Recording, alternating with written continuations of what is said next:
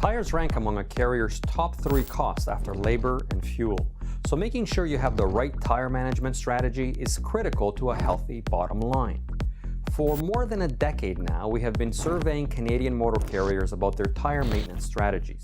Let's go inside the numbers to see what they've been telling us.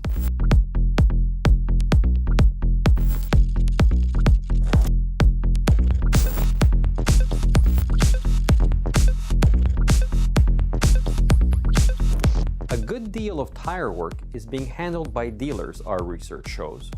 Less than half, 46% of carriers responding to our survey said they had dedicated tire staff.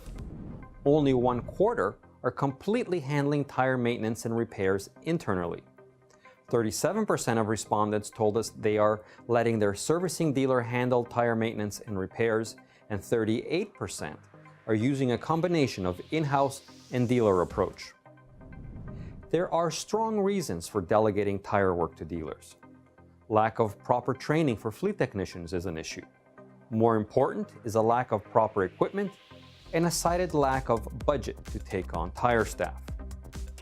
But there are also strong reasons for investing in the resources necessary to handle tire maintenance in-house.